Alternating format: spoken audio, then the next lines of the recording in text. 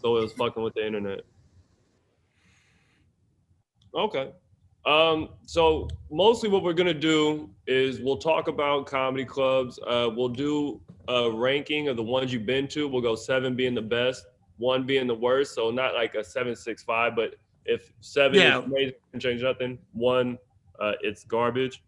And then that's about it, man. So I don't Cool. really have an introduction or nothing. I mean, I'm a fucking manager. This isn't. I ran out Okay. of no, and Revens had this idea for a show, and I couldn't say no. So that's kind of what we. Okay. I mean, yeah, it's been all right. Have you done? Because I haven't seen you since the Best Friends for Now. Are you doing the cellar shit, like the dinner that they're having or whatnot? Yeah, I've done that a handful of times, but right now they're shut down, I think, because Damn. of indoor dining. But I did that a few, like 5 or 6 times when I was already in the city, and I would hop down. I did a couple shows that were outdoors in the city, and then I would go there after, or I would just go to hang out, and then got thrown up on there. Yeah, so yeah, I've done it. It was actually pretty way better than I thought it would be. That's Way what I better. heard. Like it was pretty good compared to Yeah, what it could have been. the thing about the cellar is like there's so much, even when you work there for a while, you get comfortable, but you're also like, well, the reason that I get comfortable here is because I do well here, and you kind of you're like, oh, I better do well so I stay working here, whatever it is. The dinner thing is so lax that you're like, oh, this is pretty fun to be at the cellar and just be doing new stuff in the middle of the restaurant at the cellar. So, but then I thought like, oh, it's gonna be weird because they have a plastic partition in the front of the thing, like on in front of the stage, and So separate like comic and crowd. yeah, and I thought that was going to be weird. It's not really. The people that come are really into comedy. So, and they come eat dinner and they hang out and they watch comedians. It's not an official show. It's like one of those kind of things where it's like people just go up, they just kind of run through some people, and it's fun. It's really laid back. And every time I've been there, it was like fun. It was really fun.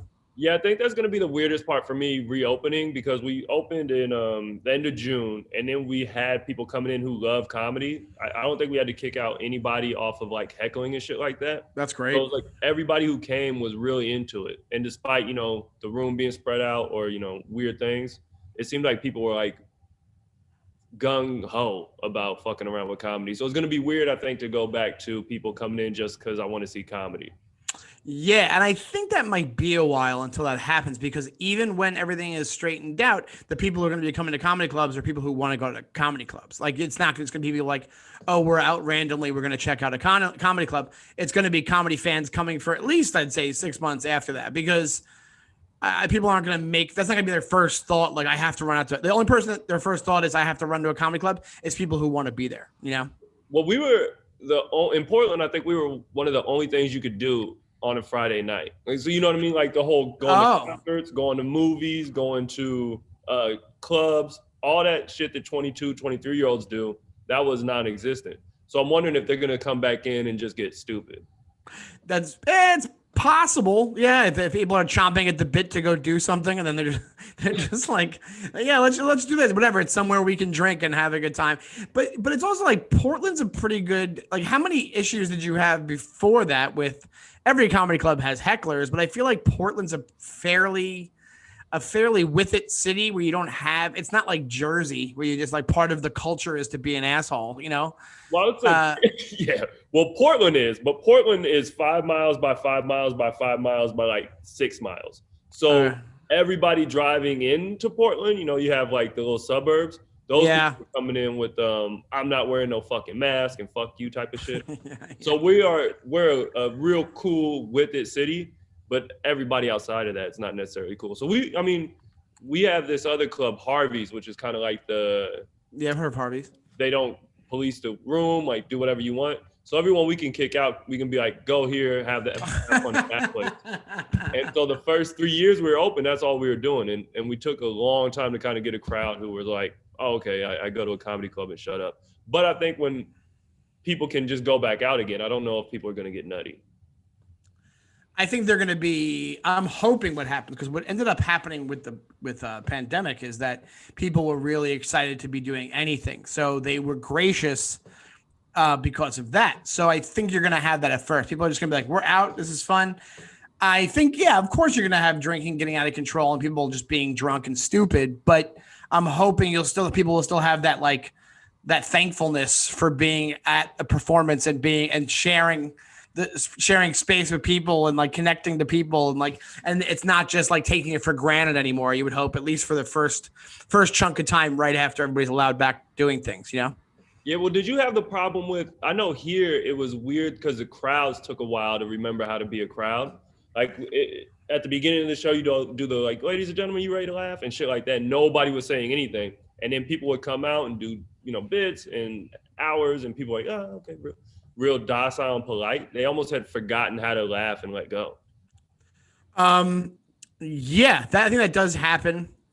But I think when you do stand up long enough, you're like, oh, I should be able to get past this. Like I should be able to, I've been doing this a long time. So it's like one of those things where as long as the one thing that I'd rather at this point in my life is rowdiness, but people don't realize is rowdiness is never good. No comic is ever like, I want a rowdy crowd.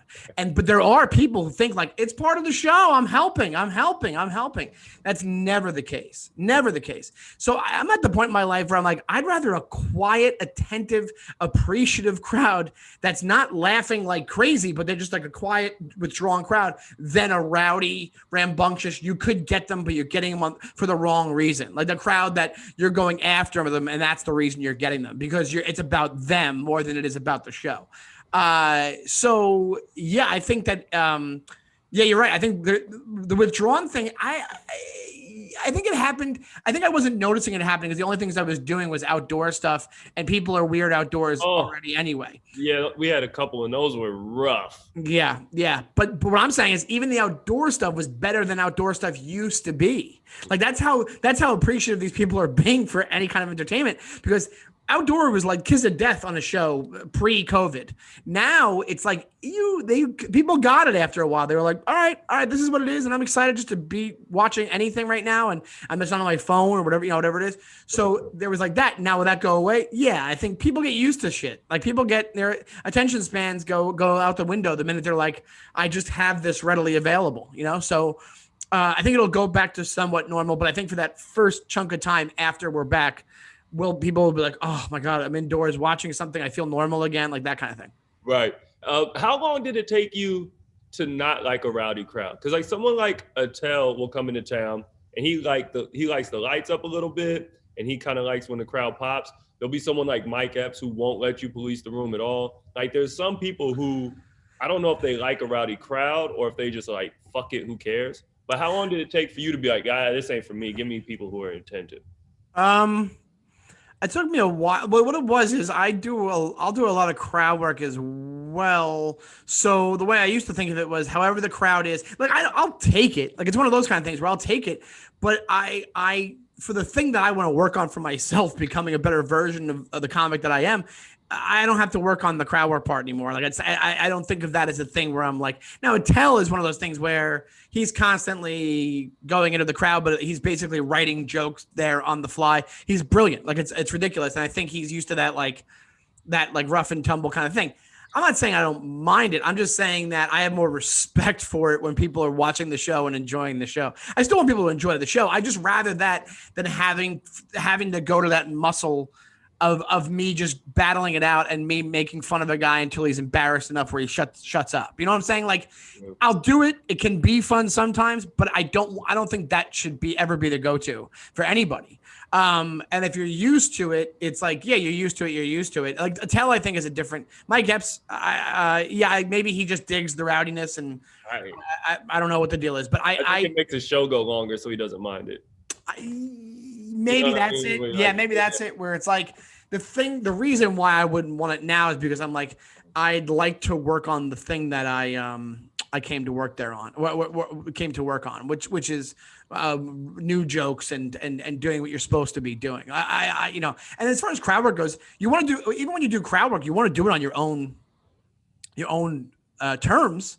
You don't want it to be like somebody's forcing you into a corner to make fun of them because they won't shut up. Like I would think even Attell thinks that. Like Attell, I've seen him a million times. What he does is he talks to somebody and then he just gets these brilliant things out of the conversation. That's way different than somebody being like just shouting shit. You know what I'm saying? Like that's way different than somebody just completely interrupting the show. Like it's one thing a matter of being able to handle it and not being scared of it, which I'm not. Like I'm at the point now where I have enough experience and I'm good at that. Like that's what it's like, one of those things where I'm good at that. So I'll deal with it and I don't mind it and I don't have any fear because of it. Now early on I probably did, but what I would rather be doing is like, let me do the thoughts that I had that I want to try out and write jokes about, because I have more respect for that than I do somebody who can clean up a mess. I'm not saying that's not a skill. I just have more respect for joke writing than I do the street fight in the middle of a show type thing. Well, I think the coldest crowd work people I've ever seen. I don't know if you've seen like Ian Bagg or somebody who all crowd work, but it's so fun to see. He's great. He's incredible. It's so fun to watch his weekend because he sits back and he's getting people, but he knows what he's doing. Like I don't think people I think a crowd thinks crowd work is just whatever, but the people who are really good at it aren't just saying, look at this idiot in a fucking dumb shirt. It's getting different things out of crowds and kind of moving towards something that's bigger than just calling somebody out. Yeah, the difference is exactly what you just said. Ian Bagg is in control of that situation the entire time. So Ian Bagg's a guy who's been doing it even longer than I have. He's a very funny guy. I don't know him at all, but I know that he's hilarious, and I know that anything that he's doing is because he wants to be doing it. And what you said is right. So it's like one of those things where otherwise you might somebody could go into panic mode in one of those situations. Like if people are like, the opposite is true too. You don't want to have no muscles on it. You don't want to be the guy who just goes up there and is basically like reading off a sheet in his head. You know what I'm saying? Yeah. So you're in a room. There's something to be said for that. Don't get me wrong. I'm not saying it's not a skill. There's something to be said for situations like that, because it's why things are live and anything can happen. You have to be able to be prepared for it. And you don't want to be the guy who's like, I'm just going to go up and recite my jokes and that's it. I don't have respect for that either. You want to be the guy who's like, I'm in the room, but also you're in control the entire time. Maybe that's the key. I think that's the key word. Because the people who go up there and they're just reciting, if one thing bumps over their jokes, it's kaput. It's over. It's a wrap. Like you have to have that control. I think control is a perfect word for it. Absolutely. And things like what Ian Bagg does and what David Tell does is like just pure experience and pure just being ready for any situation whatsoever. Just they're not going to get shook by any moment that happens in that room whatsoever. Anything can happen. I'd have loved to see those guys coming up, because I've seen one guy in the Portland scene who 4 years ago, he was like, I'm going to get good at crowd work. And he's just gotten good like a couple of months ago. Like it takes forever to work on that muscle. So I would have loved to see those guys start out, because they weren't as good as they are. I mean, of course they're funny, but to have that ability to take complete control over a whole crowd is something else. Yeah, and I think, I have a lot of opinions about crowd work, and I have a lot of opinions about, and I think you're right. Yeah, I'm sure that Attell and Ian, when they're first starting, that's one of the things that's learned, that you can only learn it by being in those situations. You can't be like, and you can't be home in front of your mirror going, okay, so if he says this, I'm going to say this. If he says this, I'm going to say this. If he says that, then I'll say this. And then he'll say, you suck, and I'll say this. That doesn't work. And that's the same thing where somebody, I won't even say who it was because I even forget who it was, but a guy, it even works on an act. Like you can't even perform your act into a mirror, because people have asked me that, do you practice at home? And I go, no, you don't practice at home. That's basically night and day. That's not the same thing.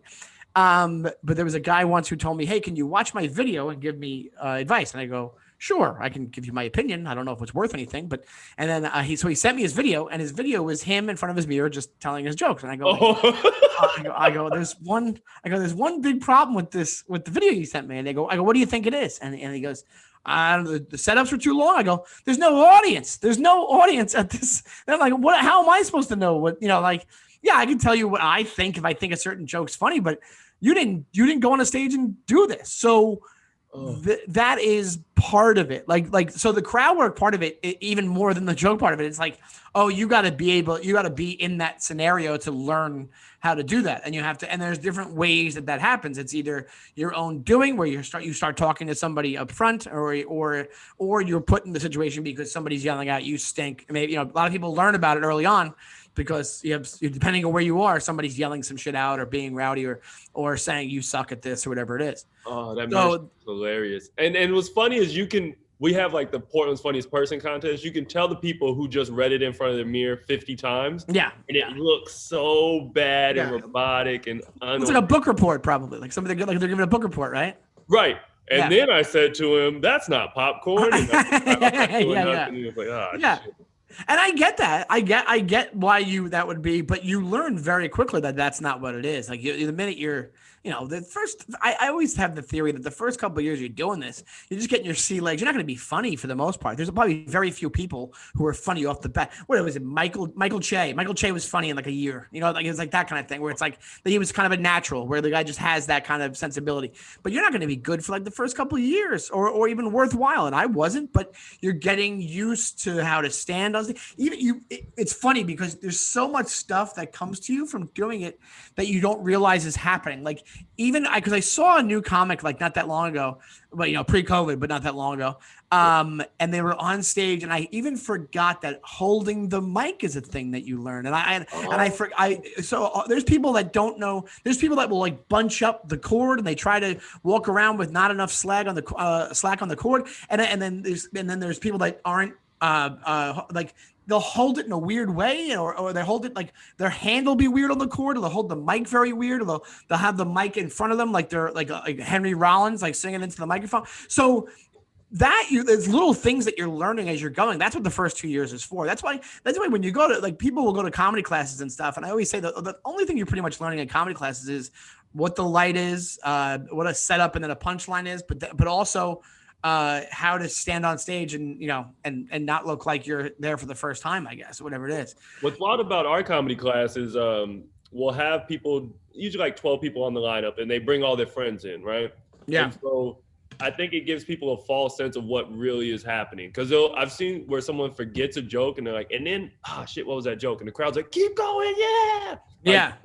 It's a weird, so I love classes because I think it gives you almost training wheels into comedy. Sure. At some point, you got to take them off and ride on. Take them off. Yeah, that's absolutely true. And you learn that as you go. And I remember whenever I tell people, there, a couple of people I knew were like they did a class and they were doing just bringer shows for a while. And I said, no, you got to, if you're going to do the bringer shows if you want, but you got to be doing open mics at the same time, because you need to fail in this in order to get better at it. Like, you don't want to fail. That's not what you're setting out to do. But anybody who's like, anybody who says I killed every time I went on stage is a terrible comedian. That's just a bad scenario. If you're like, oh, I'm great I'm great all the time. It's like, no, you're not. You're very delusional. That's my biggest fear getting into this, was that I was going to be the guy who thought I was funny when I wasn't funny on stage. That was my biggest that's the thing I've been working towards not being for 15 years. Well, and I think there's like subtle signs that you like, I've talked about this a bunch of times. At one of the comedy academies, we had someone who was just not doing good, was really bad. But all the comics in the back were dying laughing. So he thought, oh, I'm killing. It's like, no, you're not. We're laughing at how bad you're doing. Or someone who brings a bunch of people and you could just hear a little pocket of the room laugh and like, oh, yes, I'm killing. And it's like, nah, you're not. Like there has to come a certain point where I talked to someone who said, I had all this crowd coming and they loved me, but I had to learn how to do it for people who didn't know who I was. Right. Which is let's be honest. That's saying I had to learn how to do it. Like, that's not like, you're not, there's no scenario in life where you're like, yeah, it's great. It's great. I have this one crowd that follows me around to every show that I do, and they love me, but they're the only 15 people that love me in the world. Like, you have to learn how to do it in front of strangers. That's the job. That's exactly what it is. Yeah. And there's also a very fine line between, because besides the fact of self-awareness that you want to have in order to be like, it's weird. Like, you want it to be, okay, you need like two conflicting things at the same time. You need delusion that makes you keep getting up on stage, right? So the delusion of at first is like, I did better than I probably did, like, because you're like, oh, I'm going to keep going and doing that. But then at the same time, you need the self-awareness to know when you're bombing so that you try to get better at what you're doing. Right.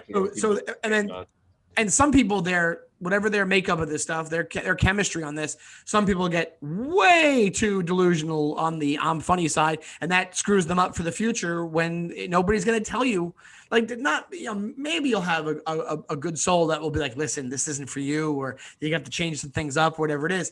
But most people are going to be like, great job, or okay, cool, yeah, good. Like, nobody's going to tell you like, hey, you got to start working harder, or you got to be funnier on stage. There are some people who will do it, but I mean, overall, people are going to be polite. Like, you have to know yourself. And then the fact of the matter is, if you're a little bit harder on yourself, like, the way it should be is you're going up, you're doing pretty well, but you think you're doing worse than you are, because then that'll kind of, that kicks in after a while. Then it ruins you as a person, but it makes you a better comedian. Well, yeah, I was thinking when you said, I think all the great comics I've met, you go in the green room, hey, great set, and they're like, it was all right. Yes. Like, there are very few people where they're like, oh, I fucking destroyed. Yeah. I don't know if I've even ever heard those words right after a set. Oh, I've heard them. Yeah, you believe me. You meet enough comics, you'll hear. Yeah, and you met a lot of comics. They might. Well, you're the manager of the club, so I would think people would tell you that more. They would. That's what I'm saying, because they'd be like, "Oh, did you hear it? The roof's gone. I fucking killed." No, but that's the sign of I would say a good comic. If they say, "Oh, that was all right. It was fine." Yeah, it's because I think no matter how long you're doing it, you're trying to get better. Or what are you doing? Absolutely. So, like, it's one of those things where the things that I'll appreciate about a set that I'm doing is me doing something I never did before, or me, if I have something that I said that was riffed that I could add into something, or say again at some point if I really want to try. So, but it's never going to be a thing where like, oh my God, you see how amazing that set was? It was like, never. I don't think I've ever said that in my life. Kicked up like, I guess I'm done. Yeah. And the thing about it is not that when you like, not that you don't have the feeling of I killed. I've had sets before where I'm like, oh, because some sets you get and it's a line drive, and these audiences are so great that you're like, well, I know I killed, but you'll still have that one thing in your head, like, but I fucked this one thing up. I fucked this little tiny thing up, and that's disheartening. But in your head, but also somebody if they go, oh, that was great, you killed, you go, oh, thanks, yeah, and then you might even tell them, but I messed this one thing up, and they're gonna go, what are you, crazy? But that's what, like you said, that makes you better, that makes you want to keep going, Oh shit. So let me, I guess, introduce the show. It's Center Stage. Thank you for watching. If you want to support the club, go to the merch store. We have cool hoodies you can get. We have a podcast network. We have digital albums. We hopefully will open again soon, whenever that happens. We're joined by Sean Donnelly. You have an album, Manual Labor Force? Manual Labor Face. Manual Labor Face. I listened to like 2 tracks and stopped. I tried. Not that it wasn't funny, but I didn't want to get too into your comedy and then listen to it. Why you thought maybe you'd think differently of me? Well, what I do before I meet somebody for the weekend or something, I'll listen to a couple bits, but I don't want to get too into it, because if I don't like the bits, then I got to be like, hey, you know what I mean? Like right after, it's better to do it after. Right. You've been on everything, from Conan to Late Night and all that stuff. So thank you for joining, man. It's a pleasure to have you. Of course. Thanks for having me. And then I guess the first question of the show is, when you walk into a club, what are things that okay, this place is going to be legitimate. I'm going to like my weekend, or I'm going to enjoy this show that I have. To you, what makes a good club? You're saying as far as the decor, or as far as the setup goes? Anything. Like if I dropped you blindfolded into a place that I said, this is a comedy club, what are things that stick out that you're like, oh, okay, this is going to be all right? Low ceilings, a low stage, not a giant warehouse looking room. Even if it is a big room set up where the laughs are going to be absorbed by the people and the various maybe the walls and the carpeting of the room, and just I think if you do this a while and you go to enough clubs, you know exactly. Also the shape of the room, if it's not a box and it's it almost becomes, it's going to sound weird, but one of the best designs for a room, for lack of a better phrase, is like it's kind of like a baseball diamond in a way. Like yeah. And I guess that would also be called stadium or whatever you want to call it, but like, which makes sense, baseball stadium. But I mean, but it's a very a very cozy baseball diamond kind of thing where you're like, oh, because I've been in rooms. I've been in rooms. I went to a room in Florida that was just a giant box of a room, and the guy who owned the place was a very nice guy, but it was just a shit show of a weekend. And the minute I got into the room, that's one of those places that I knew was going to be awful. But then I've been to there's one of the Zanies in Chicago right by the airport in I forget the name of the area. Oh, Rosemont. The Rosemont Zanies is one of the best setups for a room I've ever seen. What about somewhere like the Comedy Works where it's kind of in the corner? Comedy Works in the corner? Yeah, Comedy Works is really like kind of comes out. Yeah. That's kind of boxy, but I think they did a good job of making it feel more like a stadium. Yeah, and also I think that Comedy on State in Madison has the same thing where it's I guess you're not even realizing that it's a V or that it's a thing, but I'm convinced that whoever they have that room set up is one of the reasons why it's so great. It's also a great town, and the people there, it's like this great mix of people who are like smart, don't mind being made fun of, and are like really talk about appreciative. Like we talked about COVID, but like Comedy on State was the first time that like I was talking to people after a show and they were like, thanks for taking the trip out here. And it's like, what? Like when you're from New York, you're used to just fighting people all the time. So you're not used to people going, hey, thanks for coming and doing the show. Like, you just think it took me a very long time. Speaking of things that you realize in comedy, it's like when I started in New York City, right? So because I'm from nearby, I'm from like Queens. So it took me a long time to realize about stand-up comedy because of how I started that it's me versus you, and I'm going to win this. I'll say first 8 years of me doing comedy was that it's me. I don't care.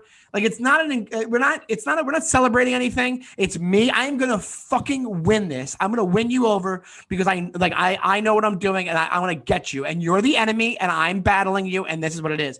But it's done in a way of goofy comedy. But that really is and it took me a long time to realize that that's not the way to go about it. The way you go about it is you realize that 95% of the people in the room want it to be fun. But my mentality is no, you're going to try to fuck me up and you're not going to do it. It's funny because I've noticed that with New York cats, whenever they come through here, like even Norman, who was just like joke, his first like 2 or 3 times, it was like a get ready to laugh.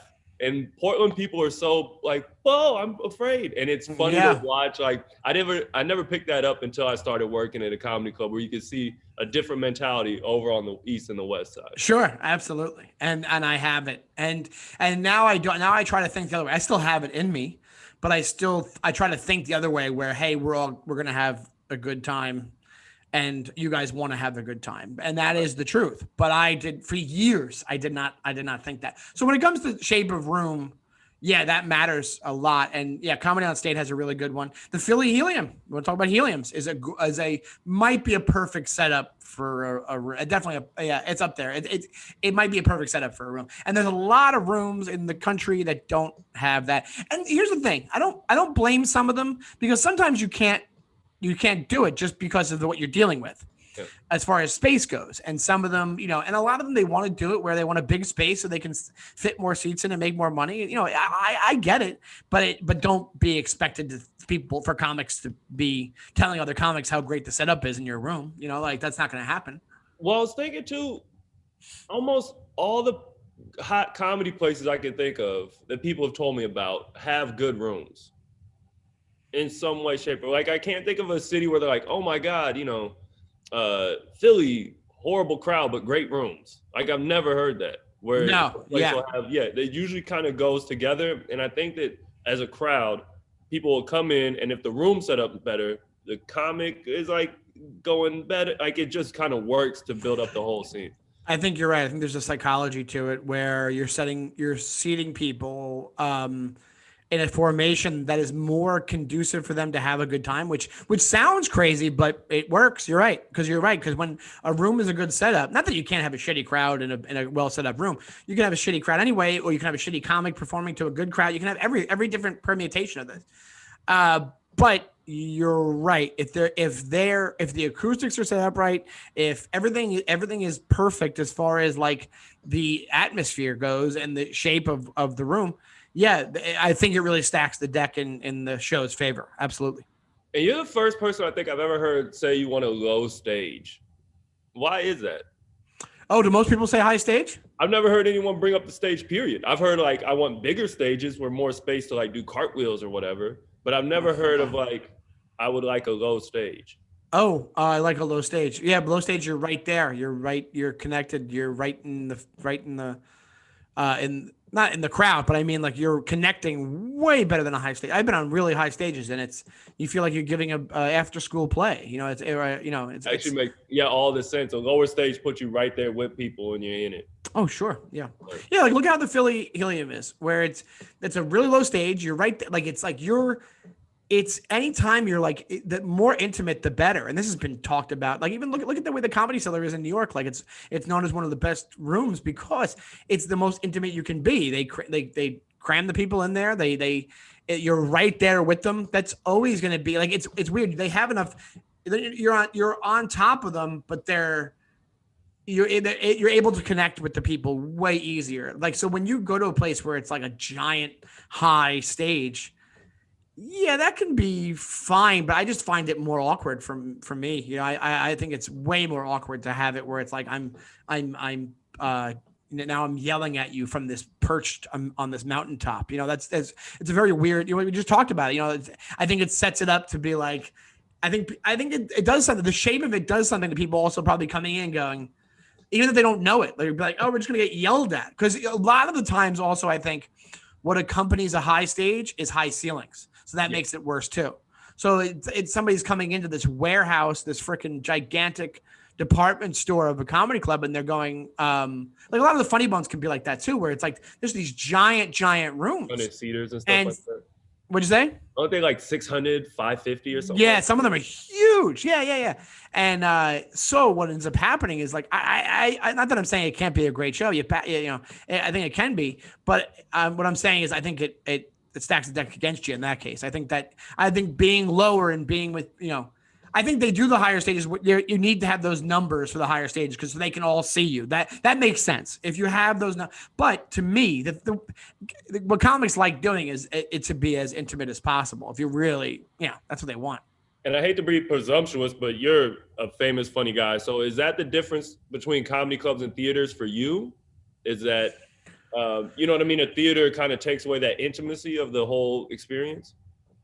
Well, I thank you for calling me famous. That was very nice of you. And I didn't want to be like, theaters, and you're like, well, to be honest, I don't regularly. I perform in theaters, but I don't do theater tours. That's like a big deal. But the theaters the difference is, I think what ends up happening, I have to be honest, from what I can tell, I've performed in enough theaters to be able to make a guess on this.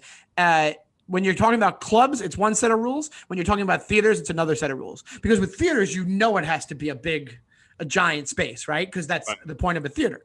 You can have the black box theaters, but even black box theaters have as many as a big club has.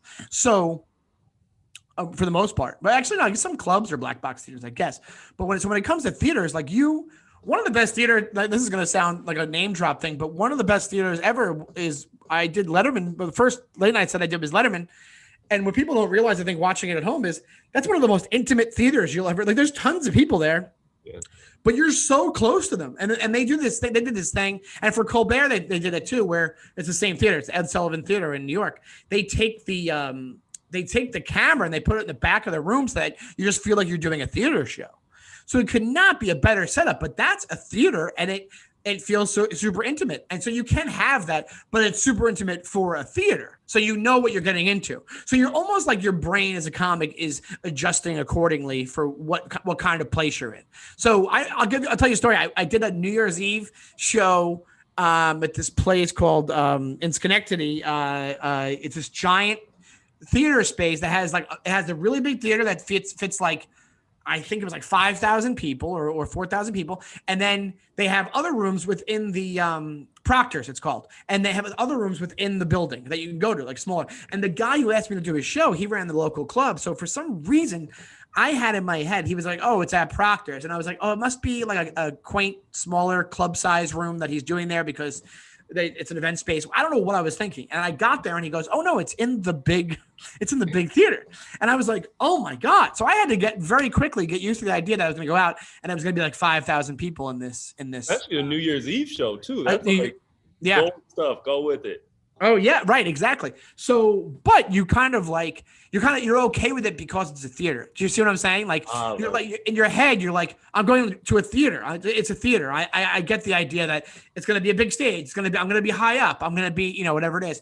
But when it comes to a club, you're like, a club is built for stand-up. A club can be built for stand-up. That's what its main goal is. A theater, you're like, they do Shakespeare here. They do whatever it is. And this is like the next step of performing. It's like, so it gets in your head that you're like, I'm preparing myself to go to a theater. And then with clubs, you're like, I'm preparing myself to go to a club. And I would like the club to be this way because I've seen that happen within stand-up clubs. Well, the wildest thing I think I've seen in a while was Brian Regan came here and did a weekend. And this was when we had, I think, like 60, 70, 80. That's how you know we're in trouble. Because he was talking about theaters. That guy's been doing theaters for 20 years. Ever. And it was so mind-blowing because our setup is basically the same as Philly's, except our green room is like not behind it. Okay. But to see him on a stage with some people and he's doing like a theater act, like not to degrade, he's one of the funniest people of all time. He's one of the reasons that I love stand-up. But to see, it's almost like watching LeBron James shoot on a Nerf hoop or something. It like just didn't look right. It was so weird. So I think I see what you're saying where you go into a theater as like a presentation almost and like here's the act. And to see that in a little club, it was almost unreal. It's a different vibe. It's definitely a different vibe. Oh, he killed it. But it was like, this is fascinating to watch a man do a theater performance to 75 people. yeah. Because he worked it out that way. It's like that kind of thing. And also like if you're used to the same way that before I did theaters and the first couple of theaters you do, you're like, because there's also a thing that happens that was kind of cool that I found out from the Proctor show because that was like one of the earlier theater shows I did. And they give you a word of advice. They go, you have to slow down. I already talk fast, which you can tell already, but like you have to slow down because what happens is sound-wise, your joke has to get to the back of the room and then back to the front. So you would notice this phenomenon that would happen where you would tell a joke, you'd hear the laughs go back and then come on right back to the front of the room. So you had to like work that into the timing of what you were doing. So I guarantee you, Brian Regan's just used to that. Like he's used to 10,000 people being at these places. So he's like, yeah, you're not going to be able to get rid of that right away. That's not going to go, and he shouldn't because he's going to go back into theaters at some point anyway, but he probably doesn't even realize that he's doing it. It's like that kind of thing. Just becomes second nature, Yeah, I mean, because he works out his stuff in theaters, so it wasn't like he was working stuff out in clubs and then taking it to a theater. He's right. Like, this is what I do, so why is it different? Yeah, it was right. It was fascinating. And that's another level. That's another level of what this is. Yeah. Oh yeah, he has tour buses and stuff, and like yeah, he's on a whole different level. But I guess speaking or continuing like the difference between theaters and clubs, for you, how important is the fan interaction of it? I mean, like when you're at a club, are you hanging around, kind of meeting people after the show, or is that something that you look forward to, or is that something you're not even trying to get involved with? I do that because I think I have Irish guilt, so that's why I do. No, I enjoy it. I enjoy it when I've enjoyed myself. So if I had a fun show, you'll see me out there having a drink, saying hello, and talking to people. And I think that it's I think I do it for the idea of like, oh yeah, to be accessible or to be. I'm not gonna. I never understood the idea of going right back and hiding. Now, if I don't do well, yeah, I'll hide until people leave because it also makes it less awkward for people if they're like, oof, that guy didn't do that great. Like that's happened to me obviously, So, but my go-to is I usually go out and get a drink after the show is done and then hang out and talk and then, that kind of, I have nothing against that whatsoever. I don't understand not doing it, to be honest. I feel like it's part of it. Well, I think a comedy club might be the only place where I can go talk to the headliner or the main act after a show. You know what I mean? Like if I see Bobby Brown, you know, at a club, I can't go talk to him afterwards. Right. Yeah, exactly. So it's one of those things where, yeah, you don't want to, the whole idea of, I think if you're, I don't know, I think you get into it for that reason. So it's kind of presumptuous for you to be like, I'm not going out there. I'm not, I think it's kind of pompous to be like, don't get me wrong. You know who doesn't help the cause is people who come to shows, because people say some stupid shit. So yeah, have I had my moments where I'm like, I'm going to go over to the corner and maybe talk to a couple people that came to the show that I want to talk to, whatever it is. Yeah. Like I'll do that when I want to avoid people saying dumb, because people will say dumb things, and if they know it or not, they're still saying dumb things. What's some of the bad things you've been told? Oh, well, if somebody didn't enjoy the show, they tell you in their own way. So I used to just kind of kowtow to that, and I would just be like, okay, have a good night. I don't do that anymore. So that's why I'll kind of shy off a little bit now after shows, because if somebody's going to say something shitty to me, I will give it right back to them. So because my theory is this, I'm like, why are you allowed to make me feel awkward and I can't make you feel awkward back? So I had an older guy once. It was at a really shitty club. It wasn't even a club. It was like a VFW hall type place. It was called like Celebration Town or something like that. And it was a weekend of shows in Pennsylvania, and it was shitty. And here's the thing. It was one of these type of places where everybody in the crowd knew each other because it was a banquet thing. And it was like a bad setup for comedy, but I did my job. I did well on these shows. So here's the thing. If I bomb, yeah, you'll get me, and I'll hide. I'll be in a car somewhere in a trunk. You know what I'm saying? But like, if I do well, oh my God, I become freaking Dice Clay. I don't care what, I'll become Mr. Confidence.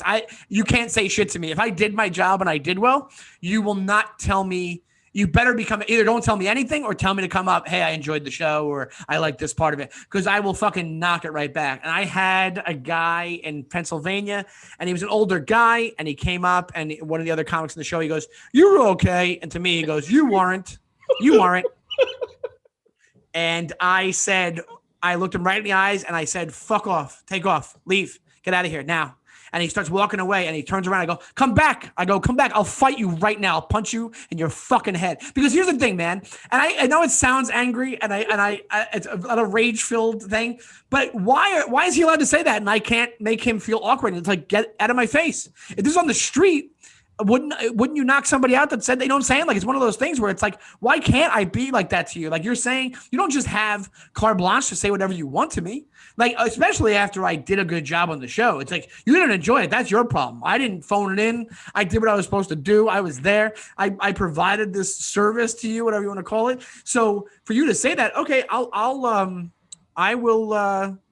give it right back to you, and I'll give you shit, and I'll make you feel awkward walking away because that's what you deserve. I don't know if it's a comedy thing, but like, or, with the comedy audience, but Todd Glass was here twice when bigger people were here. So he was here once when Daniel Tosh did like 20 minutes and some guy came. And then he was here when Louis C.K. was here, and Louis was supposed to like stop by. He never did. The same guy who saw Daniel Tosh also saw Todd Glass on this when Louis was supposed to show up. He went up to him afterwards, was like, every time I come to this club, how come you're fucking here? I don't think you're funny. Like, he was livid. And Todd went after the dude because it was like, hey, my man, why are you coming up and talking to me? No one forced you to be here. Like, if you didn't enjoy it, just keep moving. Leave in the middle of the show. Why is he still there? He was waiting for Tosh or Louis C.K. to show up. But I don't think, if you like go to, I don't know, a concert, you can't just run up on, Steven Tyler and tell me he didn't have it. Yeah. You don't get to tell Bono you suck tonight. Right. Not that I'm Bono, but it's like one of those things where it's like, that's a little bit different, but absolutely. Why are they allowed to say that? I'll tell you another story that happened once. Is I was in like Virginia, and I was doing a show, and it was a theater show. Actually, it was a smaller theater, but it was a theater show. And I was there, and then there was a poster on the wall. There's a few posters on the wall, and it was before the show. And this couple comes up to me, and they go, "You're the guy. You're the guy." And I go, "Yep, I'm the guy. Hi, how are you?" And then they go, "Are you funny? You better be funny." And that's another thing that you should never say before somebody's about to go up on stage. And I said, "No, I'm not. I go, I'm not funny. And they go, ah, and they awkwardly laughed because they thought I was joking. And they go, I'm not kidding. I'm not funny. I go, I've been doing this a month. I don't even know why I'm here. I don't know what's going on. And they go, really? I go, yeah, I'm not funny. I'm going to try it, but I'm not funny. Just because I'm like, fuck you. That's what you get. That's what you get for asking a dumb question. So these people, I did that for a couple of minutes and they awkwardly walked away. They walked to the box office. They got their money back and they drove away from the place. And I was like, good. That's what you deserve. That's what you deserve. Don't ask stupid questions. But I love them because so many other people would have been like, well, we're still here. Let's go watch the show. And then somehow they'd have been sitting first or second row and would have been like this for your whole set. Yeah, that's a good point. Yeah, at least they left. Yeah. Yeah, because for some reason people don't leave a lot. Yeah. Yes, people stay because they think it's like that's where the whole like I'm gonna wait you out thing comes from, or the whole competition thing comes from. Right. So we're gonna go through the Heliums you've been to. We're gonna break them down. Give it a 7 if you think it's incredible, nothing could change. Give it a 1 if you're like, this place should not exist. So we'll start with Philly. Philly's a 7.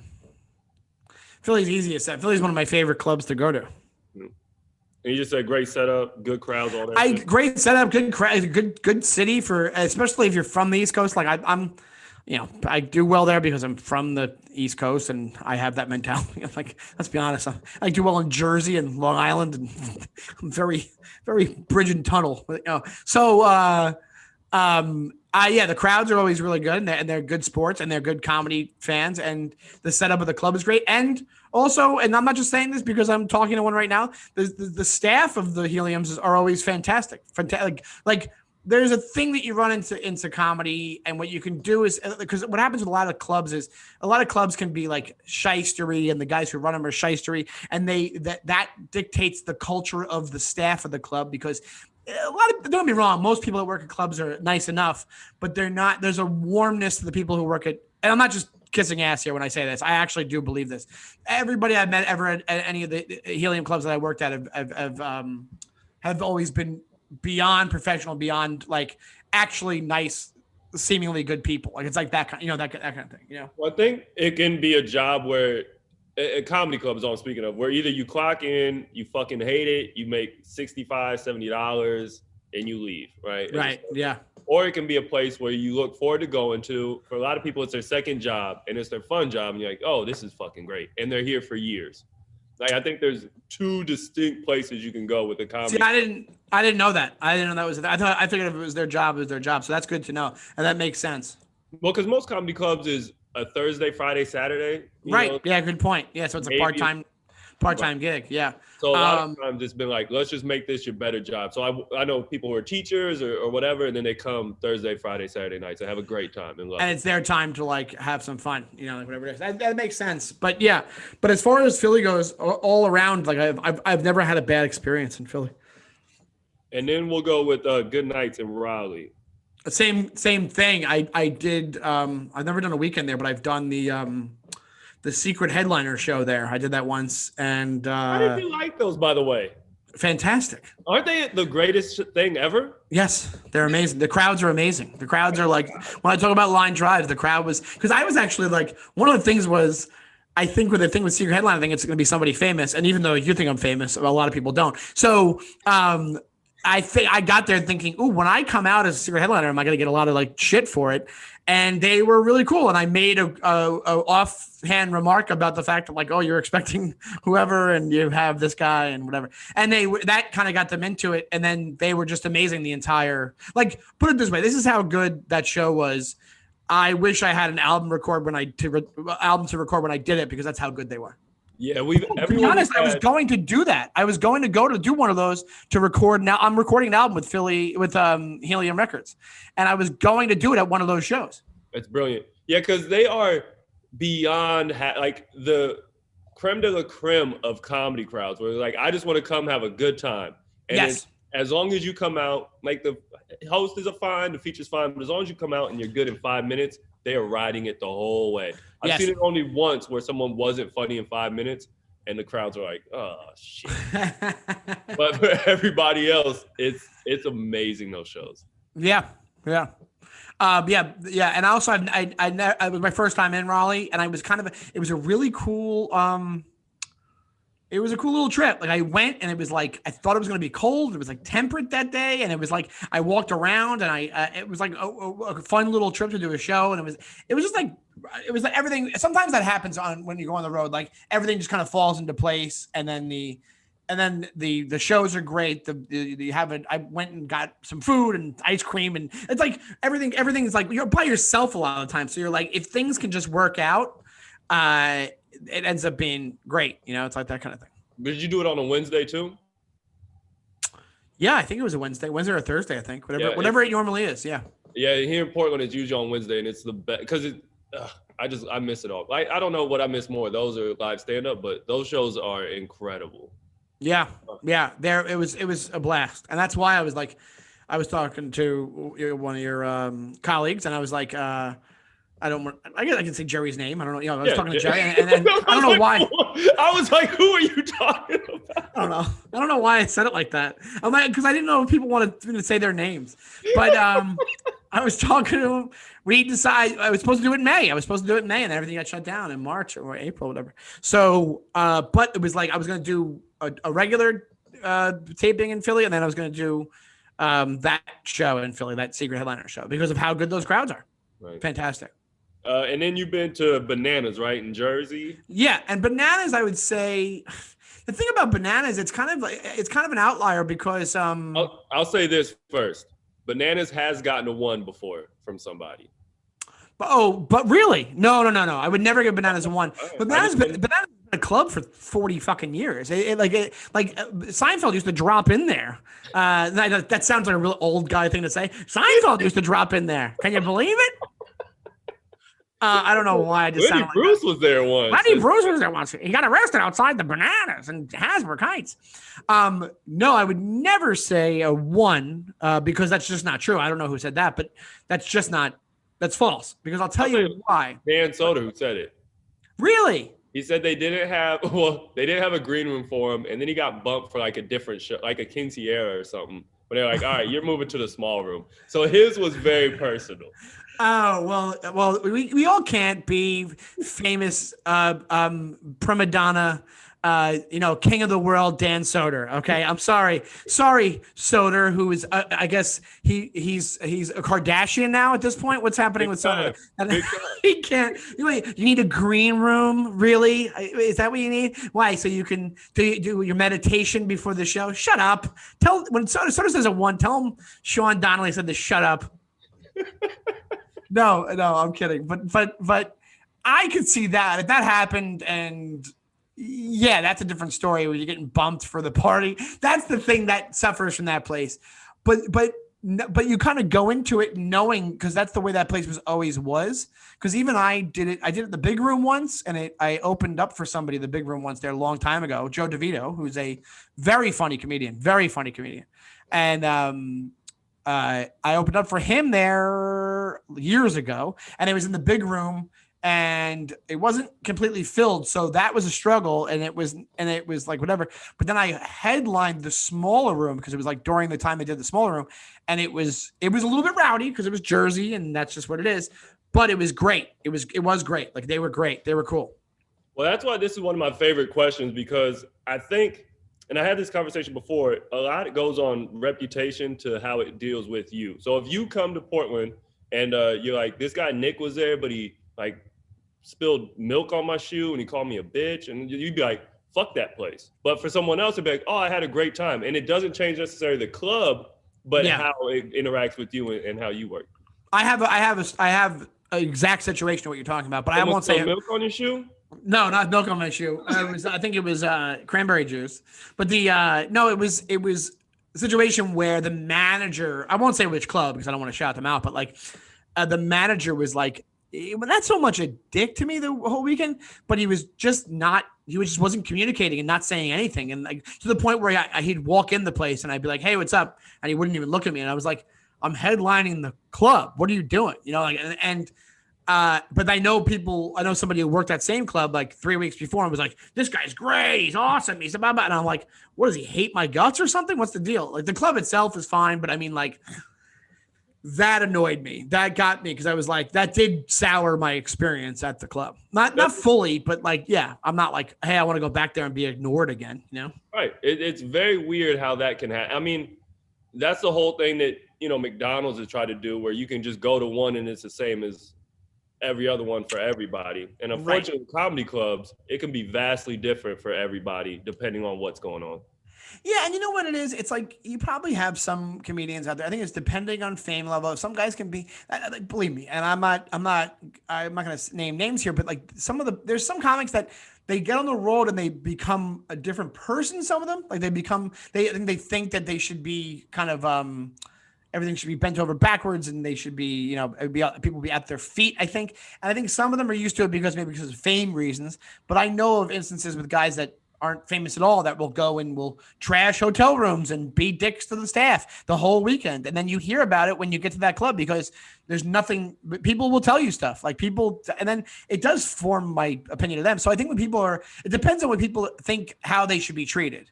Like, it's like if people are going into something, think I should be treated like a god when I walk into this room, then yeah, you're going to be disappointed because you're not a god. It's like that kind of thing. It's like you have to be human. I think as long as people are being human to each other and not being like, just don't be a dick on both sides. Just don't be a dick. It's very simple. Well, I've had when Rob Schneider was here last, I got in not an argument with him, but I told someone he could fuck himself when he kind of could hear it. He would keep yelling at me about the stool on the right side of the stage. I was like, yo, the stool's on the right side. I need it on the right side. Yeah, it's there, man. And then the next show, I need it on the right side. It's still on the right. Like, it was just no respect given to me. And I almost was like, I can't respect you at this point. And I'm sure that's happened with other people where I'm like, I might I never missed a sound cue, but I've seen people miss sound cues and they're like, you fucked up my whole show. You giving me no, like, it's a real give and take. A sound cue during the show? Yeah, it was Ari Spears used to do like a white boy dance to a sound, like Jesse's Girl or something. And that's par for the course with that guy. Come on. One of the old managers missed the cue and he's like, yeah, and then I'll be dancing like this. And it never came. He went off on his old manager. He was pissed. But I mean, I kind of get it. I mean, I get it, but everybody makes mistakes. So it's one of those things where it's like, yes, you go up to him and go, hey man, what happened? That's kind of fucked up my show and the rhythm and everything. I get that. I totally do. But then you go, listen, this can't happen again. You got me? And then if it happens 3 more times, then you freak out and you go, what the fuck? But if this guy misses in a one show, he's doing 5 shows. It was an accident. It's not like it's over and over. You don't become Tom Cruise on the set of Mission Impossible 7, whatever that is. Oh, I fell in love with him for that, man. I have zero problems with it. All both those freakouts when they had Christian Bale did the same thing. Everybody that was on that set was like, no, he was right. That guy kept walking in front of the camera while they were filming. Yeah, some people deserve to get yelled at for what they're doing, but a missed sound cue on a stand-up show, let's be honest, you can get over it. You can recover very quickly. Yeah, especially when yeah. Especially people are there, like you're something like Ari Spears, who's like, he has enough of a name. People are there to see him. They liked him from Mad TV. They're there to see him. So you're going, it doesn't happen. You go, there's supposed to be a sound cue. Like you can just make some offhanded remark. People will laugh at the mistake. There you go. That's fine too. Also, Aries, get the fucking sound cue out of your act. Come on. Yeah, I think it's out now. Yeah, I'm sure it is. But like, I'm sure who knows? I don't know what that guy's deal is. I've heard tons of stories about that dude. Whatever. I know he had some issues. I don't know him personally. Maybe he's an angel of a person. I don't know. But all I know is that that's stupid. It's stupid to get mad at some guy who made a mistake once. If it gets to be a thing where it's like the whole weekend, nobody's there to do the sound and they fucked up some other shit, then you go, what the fuck? And maybe you complain and you go, this is ridiculous. It's packed in here. And I get that, but not when it's like, oh shit, I missed it once. I think what happens too is it'll happen a lot at a different place. And then you're just expecting it to fucking suck here too. Like I had someone who was like, you need to hit this video cue and this sound cue. And I was like, yeah, no problem. Like, everyone else is fucked up. And I go, I guess it won't suck when I do. And they were stormed off and was like pissed. And I just hit it right. But I think what happens is you go to clubs and you kind of bunch them all together after, you're doing weekend after weekend. Yeah. Fuck you over. And then you're like, you know what? This song keeps getting fucked up. Fuck you. And it comes out like that. But it's also like, not that I'm saying people's acts are their acts, but it's like, well, how important is that music to your, I get it. It's a show. But I don't think any comedian that I've loved in my life has ever had a sound cue for their stage act. I don't think that's ever happened. Or it's a song. Maybe they have, but I'm just saying that I don't remember one where I've been like, oh my God, the reason I love them is because they do this bit where they play this video in the middle of their act. Like that just seems like it messes up the flow of the act, you know? Well, and the people who are dead serious about it, they'll bring somebody on the road, or the people who are cool about it, like, yo, if you fuck up, like I had the whitest kid you know, and their whole thing is sound cue, video cue, lights out, video cue. Well, they're a sketch group. That's different. Right. But they didn't give a fuck if I fucked up because they knew, hey, we didn't bring anybody. So if you missed it, don't sweat it. Like they were just being cool as people. And that's the way to get by. Oh, yeah. You mean they didn't bring anybody? What do you mean? So they gave me a laptop and they said, here you go, man. Here's all. And that's like three lists or three papers. With you can't get mad at that point. Then it's a whole nother job and you have a lot of other shit to do. But I say that to say that people who have sound cues and who do not trip out about them, I think that's the cool way to go. That is the cool way to go. But I also, like you said before, I understand if it's a pattern and it happens the whole weekend, then yeah, I think you can have enough to freak out or whatever it is. But you still like, you want to be an adult about it. Yeah. But it's people, this business, you're not dealing with, sane people. You know what I'm saying? There's a lot, people, it's everybody thinks their universe revolves around them in some form or another in this fucking business. So yeah, I'm not shocked if you get a guy freak out, like especially like a Rob Schneider type who, he's famous and he's used to being treated a certain way. And who knows? Maybe some of the guys are mad they're on the road doing clubs when they want to be filming their own TV show. And it makes sense. Not to put me down, but he doesn't belong here. You know what I mean? He belongs on the Adam Sandler set. Right. That's what he thinks. But it's also like, well, you don't because you're here and you're making a shit ton of money to be here. Right. So let's just chill the fuck out. But I'm sure whatever. Yeah, it's I get it. And you never know. Sometimes people freak out because they're going through some shit, personal stuff. So it's like, that happens too. So right away, you try not to go, oh, they're an asshole right away, but it's something else. But if it's a pattern of behavior, then you're like, all right, this guy might be a jerk, Well, I've gotten lucky with that where I've done press with somebody and they were kind of down. And then on the on the morning radio, like, so you just had this dog. And they're like, yeah, my dog just died. Yes. Like, you know what I mean? Like that happens too, where you said that people are going through things and you don't know what's going on with someone's life. You have no idea what's going on. Yeah, exactly. Yeah. So at this point, we're going to do stories we've heard about you. So I have a story. Oh, nice. Really? Yeah. Oh, shit. Is it good or is it bad? I'm going to read it. I'll let you decide if it's good or bad. And then I'll ask you a question pertaining to it. Okay. All right. Oh, wow. This is a great idea. So you headlined a show in South Jersey. The bar last minute moved the speakers and mic to the middle of event space, which essentially is two large rooms connected by a small opening. So the stage split the doorway of each room. On top of that, the platform didn't fit there, so the bar decided to go without it. Apparently they did this because they didn't want people who paid for booth tables to have to move to see the show. The problem is that the booths lined the walls of the bar and each room had a giant rectangular bar in the middle. So basically from stage, you had people facing away from you either side, who also didn't care about the show, and a wall in front of you splitting the room. The actual audience wasn't visible, and you could barely hear anyway. It was a nightmare. The first two comics performed on chairs because at least they could see their audience over the crowd and did okay.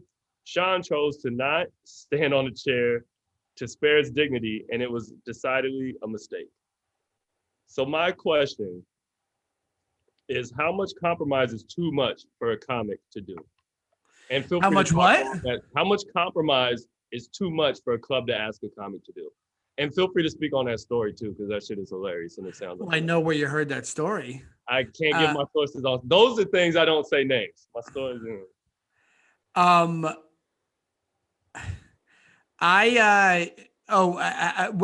was the question? So the question is, I basically want to know, like, so I own a club. I'm paying you to come do a show. How much is too much for you to compromise? You know what I mean? Because I think people treat very great comics shittily. Like, hey, do your fucking act and shut up. Well, that particular story, that wasn't a club show. Oh, I know it wasn't a club, but that was one of the worst experiences I've ever heard. And I'm sure, have you had? Oh, I've had worse than that. Yeah, I've had worse than that. You've had worse than that. I've had where I did a show after a film festival and literally I stood on speakers, and this was like early on in comedy. I wasn't headlining the show. I was on it was a bunch of comics in the show, and I stood on speakers, and literally everybody, you're supposed to be performing to these people who everybody's back was the other way. Everybody's back was faced to you, and they were talking as loud as we're talking right now. And I watched comic after comic bomb, and then I went up and I just like yelled at them for being so shitty, and it was awful. And I was standing on like two speakers next to each other. I guess I must have done the person that I did really bad on that show. Like I probably just put it out of my mind. The compromise, that was an awful situation. Yeah. I don't know why I didn't stand on the chair. I guess I think if I had to guess, I was probably annoyed that we had to stand on the chairs. Yeah, I'd be like, I'm standing on the fucking chair.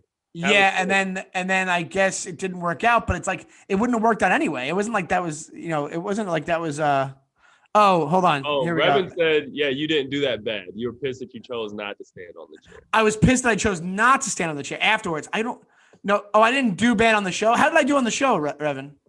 I actually did okay on the show, or I bombed?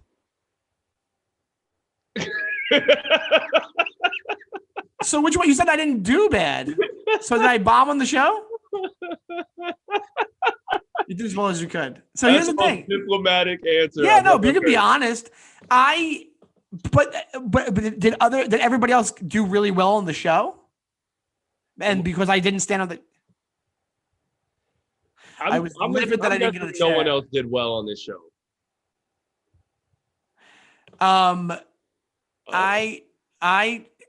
guess it was a chair decision or whatever it was. I don't know. I guess that's what did it. But to me, yeah, I was mad afterwards. I should have gone on the chair. Right. I think I thought I was making the right decision when I didn't stand on the chair, and then I should have done that. I guess it was a while ago, and I did not. I just don't remember what my thought process was, so I wouldn't be able to. But as far as compromise with clubs, I think it depends on what the ask is, and I think that I really don't know why in this particular situation that I didn't just do what everybody else did, and I should have. And I apparently I realized that right afterwards because it cost me a good set, I guess, or as good of a set that could have been. I mean, to me, I'm almost like I remember it being. I don't know about. I remember it being really I remember that whole show being rough and it being really noisy in that room, and nobody was paying attention. So it wasn't even a thing where it was like you could have done well. Like it was like that's how I remember, but I could be overthinking it. But I that's what I remember, but I don't remember the details enough. But yeah, that was It wasn't a thing of. It was like, oh, how dare you ask me to stand on a chair? I don't think I had that mindset. I think I was just like, I think, oh, this will be better if I don't because I'll be on their level more. See, like it kind of fits in what we were talking about before, where it's like, I think I thought it'd be a better and I probably thought that because I didn't think that the show was going great. So I'm like, maybe if I don't go on the chair, it'll go better. But maybe I'm wrong. Maybe Brendan did great. But yeah, I don't know. I don't know the answer to that. Well, that's going to lead me into the last, I guess, section or that we're doing is it's basically never have I ever. We're going to have 3 fingers up. I'm going to say something that I'm going to guess you have never had to deal with at a comedy club or you've never done, and you'll do the same. The goal is to try to keep all your fingers up. Oh, and if you had to deal with it, you have to put your finger down? Exactly. So I'm going to try to think, or no, if you have it. So I'm going to try to think of something you have never had to experience at a comedy club. Okay. And then the right person. You got me? Okay. So I guess leading into compromising what you've had to do, I'm guessing you've never had to perform a whole show with no electricity. You're asking if I have done that? Yeah. Have you? Yes. Oh, well then keep a finger up. When did you have to fuck with that? Because I've had to do it twice. It's the worst. I did it twice. I did it at the Stand when there was a blackout. That was really no electricity. You mean no electricity at all, or no mic and no? I'm talking. Yeah, so that was once then. Candles up and like. Yeah, I did that once at the Stand when there was a blackout. It's awful. It's awful. It's good for like 2 minutes till people realize that's what it's going to be. It's awful, but I should have just stood on the chair. That would have fixed it, I guess. So the chair in the middle of this bar.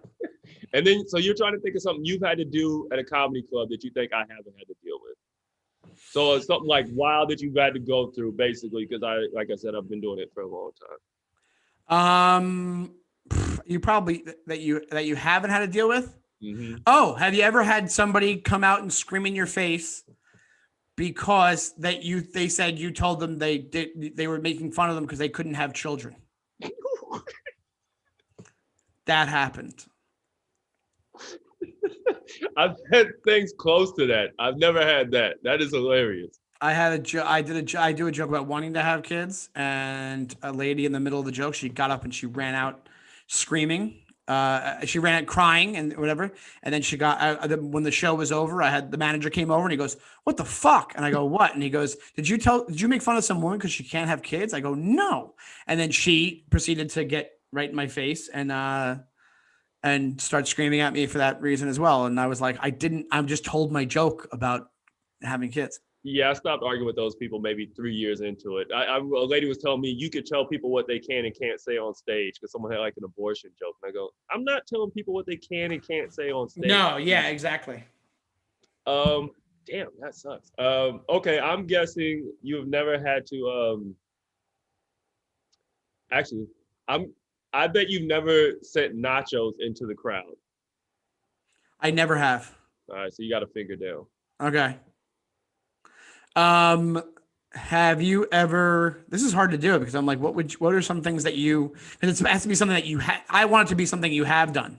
Right, something that you have done that you think I have not. So if it, you can put a finger down and sacrifice one if you want. Have you ever had to kick